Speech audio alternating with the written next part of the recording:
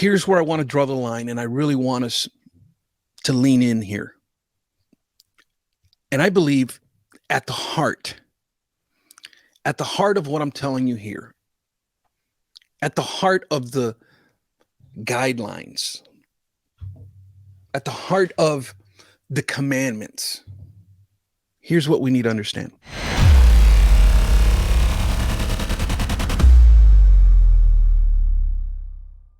Hello and welcome. Victor, the rookie card specialist, coming at you with another episode. No matter if you're listening to me on YouTube or via the podcast at Victor, the rookie card specialist, I want to say welcome. Thanks for tuning in. Thanks for giving me a moment of your time with the sea of content creation that's out there. I really do appreciate it because I know you have choices. Well, today I want to just share with you a little bit what I've been up to, and I want to get into a very important topic to me anyways, that really brings everything at its core of what we're doing here, what I'm trying to do here. But lately I've been going through a couple of collections that I purchased. I purchased these collections like 4 or 5 years ago, and they've just been sitting in here, and I haven't had a chance to go through them. And I started going through them, and I've been having a blast doing that. I got the stuff that I want to keep here. So I created a new staging area on this side. This stuff is older stuff that I've had that I'm going to sift through that stuff as well. But as I've been going through these collections, I've been pulling out what I want. And I've been posting a lot of stuff on eBay. And so I guess now that makes me a flipper now. I don't know, but it doesn't matter, man. Whether you're a collector, flipper, investor, listen, man, at the end of the day, we share a common interest, and that is an appreciation and love for sports cards, no matter what level you're at. I think that's the bottom line. So I've been posting a lot of stuff on eBay just to kind of get through some of this stuff and actually do something with it. But not just that, but I'm preparing for the National. That is about 60 days away now from what I hear. And so I want to go to the National, with some cash money, baby. That's what it's all about. And I can't, when you're dropping $1,500 to $2,000, somewhere in that range, when you're dropping that much cake just to walk through the door, and now you want to make purchases too, well, you got to make a plan. Plan your work your plan. And so I've been spending a lot of spare time posting stuff on eBay, selling stuff from anywhere between $5, $10 all the way up to $100, $200. And I'll be honest with you, I don't know about hobby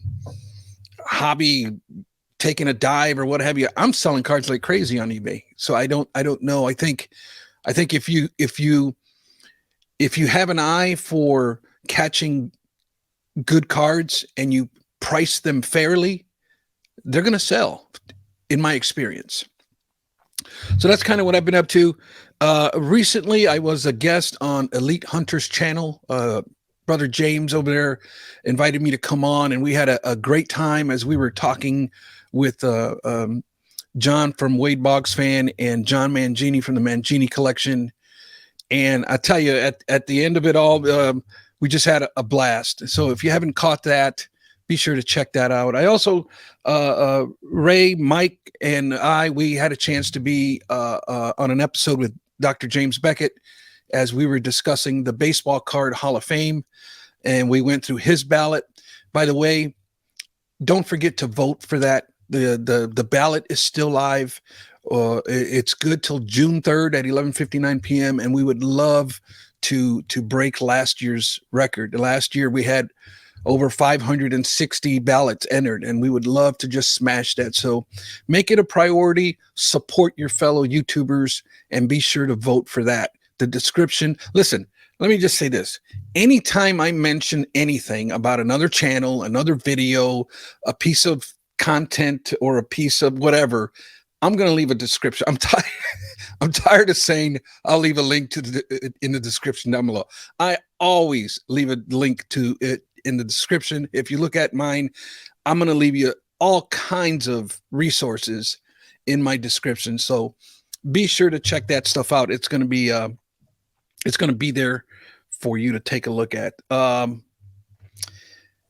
couple days ago, I made an amendment to the 10 commandments of the rookie card, and I felt that it was important for me to put on video anyways, because I wanted that transparency, and I wanted to acknowledge the fact that the hobby has evolved, especially in the area of the parallel rookie card. Now, I have I had taken the position of a purist, which were guidelines that were established decades ago, but the hobby has changed, and we have to, evolve, and that's how come I wanted to make that change within that document, because that document is as at this point is my life's work, and so I wanted to be transparent on that. I wanted to give you the who, what, when, where, and why I made that change. And it's not to say, I still have the position that parallels are not rookie cards. That's my opinion, my PC. It's not the focus. I have some, it's not the focus, and I still don't want any parallel rookie cards in my collection. I want the ones that are 100% pure base rookie cards, but I have to acknowledge that the parallel rookie card has impacted the hobby, and it has evolved. And I've tried to create, with the purchase of my car, I've tried to recreate an example, a parable per se, so that you can understand kind of where I'm coming from. Rookie card hobby news. Now, I want to make, going forward, I want to make a segment. I don't want to talk about every single piece of hobby news, because that's done in a lot of different places. And, that's what I'm going to be going on Hobby Hotline, to kind of give my opinion on current hobby news. And I want to separate that with rookie card hobby news. I feel an obligation almost that I should be giving my opinion when it comes to topics that perhaps affect rookie cards. So I'm going to be getting into some rookie card hobby news, and then I'm going to be closing some of my closing thoughts with a little bit of commentary. So the first piece of hobby news that I want to touch on is Panini releasing a product that is extremely late. I decided that I want to send them a letter or an email. I haven't, whichever is best to do, but I want to write them an actual letter. And I believe, because I come from a union environment, and here's how things work. When you have a violation of your work agreement, you create a grievance. So your local chairman writes the company a grievance saying, hey, we believe that the agreement has been violated for this reason, and you give the time, date, and all of that, and you have that legal right to file a grievance, and then the company has 30 days typically to respond to your grievance and kind of explain kind of what happened, the circumstances, or they can tell you, go pound sand, this is how it's going to be going forward. But a lot of people, especially in union organization, they say, oh, what are you going to file a grievance for? They're not going to do nothing about it. They're going to do whatever they want anyways. And you get into that whole, shop talk griping type of thing. But here's the thing. And I always explain to them, you want to write the grievance anyways. See, when we write something and we write a grievance, it's an official document. And so what we do is then all we do is we complain. Yap, yap, yap, yap, yap, yap, yap, yap. We complain, and that doesn't get us nowhere. The management, it's one of them things where they're just complaining. They always complain. They complain about everything. But when there's a grievance, when there's an official documented letter, they're bound by law now to respond. And yeah, nothing's probably going to get done. But when we do things, and now If push comes to shove and we file another grievance and we file another grievance, in time, what we're doing is we're creating a paper trail. And that paper trail now, when we keep butting heads on the same topic, now the issue gets taken to arbitration. And that arbitrator now is going to listen to both sides of the story, and they're going to make a decision. And that decision is the final decision going forward. And when we go in there and all we do is this, and go in there with an attitude and go in there misrepresenting the organization, nothing happens. However, when you follow the proper protocol and you create, and now you go to this arbitration meeting and you got 3 years worth of grievances. Well, now you've got something to stand on. Now you have ammunition to make change happen. And that's how this works. We can complain on social media, and that's probably a good step. But I like letters. We tend to forget what we hear very quickly. But when we actually sit down and read something, it gets taken in and received more clearly. And so that's the difference, I think, and to make proper change. And so, and the letters should be done respectfully, professionally, and not with a bunch of nonsense. And so I'm going to be writing Panini about this subject because they're creating this. They have a bunch of product that they're releasing, especially on the football side. June 6th, I believe I heard, was going to be the release date for Football Prism, 2021 NFL Football Prism. So we're darn near to the rookie camp for the draft for the 2022 NFL season. That's right around the corner, and we're going to get product. Oh my goodness, this is so outrageous. Historically speaking, this has always been an issue with collectors. There has been uproars within the hobby. In 1992, 93 with Shaquille O'Neal, when he was exclusively signed with Classic, and his rookie cards didn't come out till later, and they started creating all these redemptions. And that's probably a video and a topic for another day.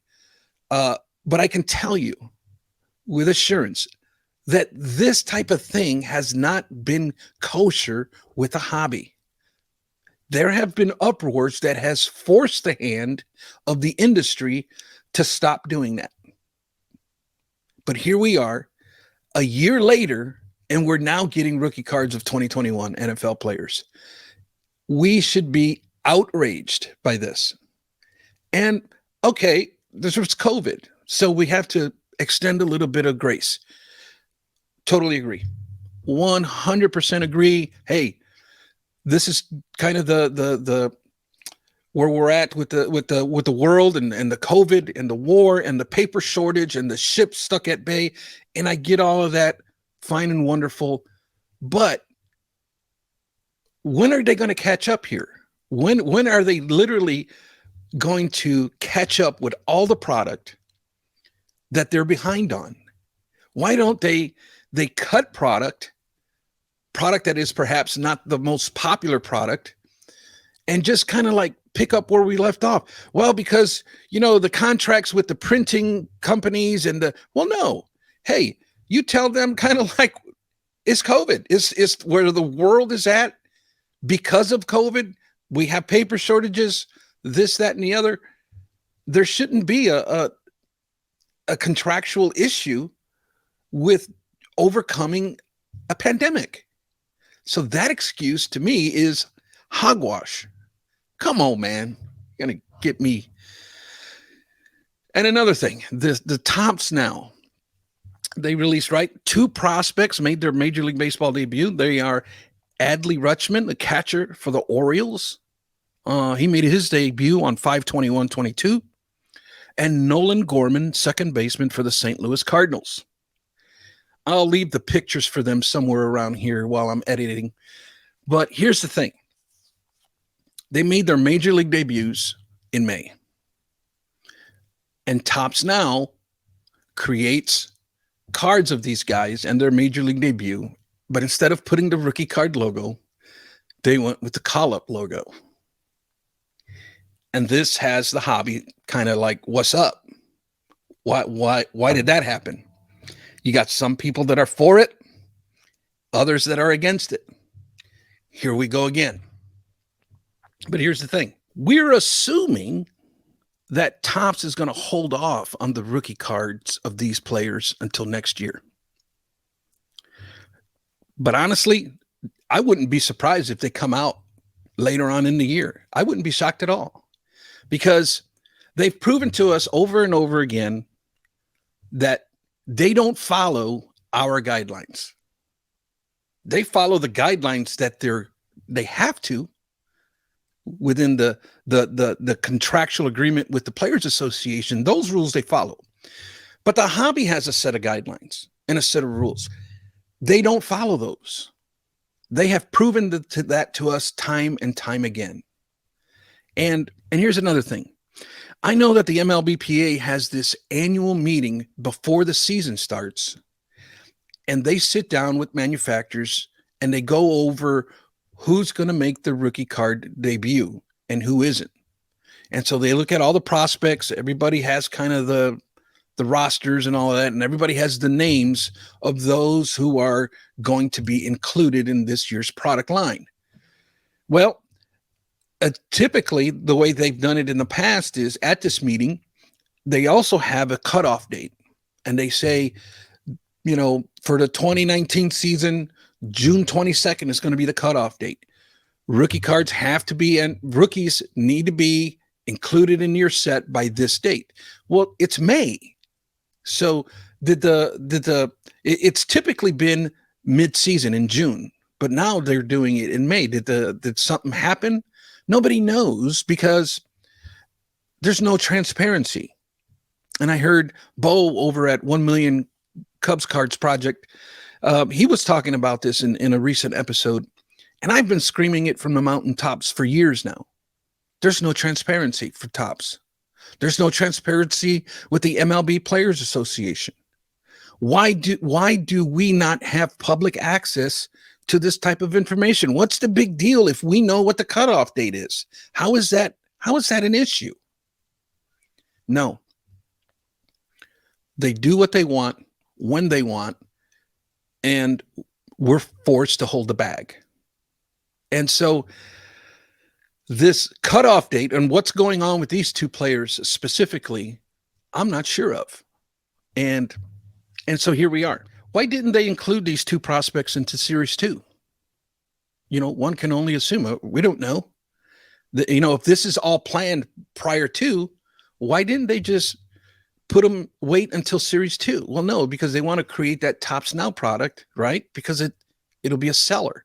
And it'll be a call-up. But I wouldn't be shocked if they're in Series 2. Now, they might have, Series 2 was created last year, and they have, a preset checklist, and everything's already settled and all that. Okay. Why don't they put it into Topps update set then? Why don't they put them? They might. I don't know. But the hobby's making assumptions that you're probably going to hold off until 2023 for these two players. Now, they can put them in Topps Update, no problem, or as I like to call it, Topps Series 3, which is actually a little bit more accurate. But they're not going to put them in Topps Update, because then they're not going to be able to utilize them in 2023 product. They can't. They're not going to shoot themselves in the foot by doing that. They did that with Juan Soto, and they kind of learned their lesson there. So, man, I tell you, here we go again. But I do want to be, let's be clear about Topps Now. Okay, I have so much heartburn. I have been writing articles about this product on my website for years. I actually have a couple of videos on them as well. I'll probably leave those in the link at the end here. but I have so much problem with Topps now. Love the concept. It's an absolutely beautiful set, historical set where you can actually unfold these cards. I picture them inside of a binder, and you can just kind of read the story of that year's baseball season. An absolutely fabulous idea.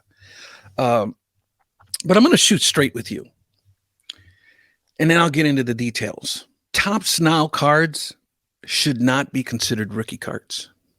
In fact, I propose to you that no online product should be considered rookie cards. This has been repeatedly regurgitated over the decades, and the hobby still does not embrace these as actual rookie cards, but they're forcing it down our throat.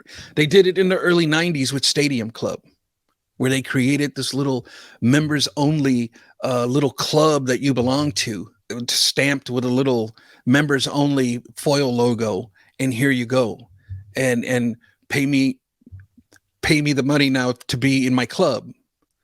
And if you look at it, commandment number 7 says a rookie card must come from a product allocated in pack form and distributed nationally when released. You see, it shouldn't be a gimmick set available only at topps.com. And you only have 7 days to purchase this thing. Sometimes they only give you 24 hours to purchase this thing. That just doesn't sit right with me. And I'm going to tell you why here in just a second. Rookie card commandment number 10 says, a rookie card must not come from a food and beverage issue, on-demand product, redemption card, or an insert card. Here's where I want to draw the line, and I really want us to lean in here. And I believe at the heart of what I'm telling you here, at the heart of the guidelines, at the heart of the commandments, here's what we need to understand. In my research, what I have found, and I've been blessed enough to talk to Dr. James Beckett about this very topic, but at its very core, at the heart of what he was trying to accomplish back in the 80s, is that everyone should have a fair and equal chance at owning said cards. When we have these special Montgomery Club or members only club where you got to give up hundreds of dollars to be in this exclusive club, and then you have to pay hundreds of dollars for some exclusive sapphire product, that's not fair and equal chance at owning said cards. You see, there's a difference between the letter of the law and the spirit of the law. And this is really important. The difference is this: to obey the letter of the law is to follow the literal reading of the words of the law. But when we follow the spirit of the law, means that we find and revert to the intent behind the law. And this is what we have this is where we get hung up when we're talking about rookie card rules. And let me not even call them rules, because some of us have our human nature. Just when it hears the word rules, we just have this natural instinct to dig our heel in the sand. So let me not even call them rules. Allow me to be politically correct for just a moment. Let's call them rookie card guidelines. How about rookie card opinions? Come on, man. But the intent of Beckett's rookie card guidelines in the 80s, and kind of what I've created here with the 10 Commandments, is that all collectors should have a fair and equal chance at owning said cards. When we take rules and we follow the literal definition, no, word for word, the rules say this, you should not, blah, blah, blah. Listen, when we take that attitude with the law, what we find is that the law contradicts itself. And that's how come we continue to argue, we continue to debate, because we want to take the rules and the letter of the law, we want to follow it by the letter. We get nowhere. But the spirit of the law, come on, man. The spirit of the law says no. What is fair and equal chance at owning said cards? That's what's at the core, at the heart of all of this. Friends, Topps Now rookie cards, Topps Now call-ups, Throwback Thursdays, Living Set, they're not rookie cards. They're online exclusives. They're available for a limited time. Or you have to be a member of this exclusive club. But the spirit of the law says those aren't rookie cards. I hope you enjoyed this episode. I hope you tune in for future episodes. Please consider voting for the Baseball Card Hall of Fame. I appreciate you. I have so much support coming through my comments, and I appreciate every single one of them. You all are just an absolutely amazing support system. But I'm gonna take the time to explain it to you.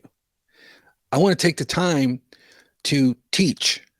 I want to take the time to impact and make a difference for all of us. I love you guys. I'll catch you on the next one.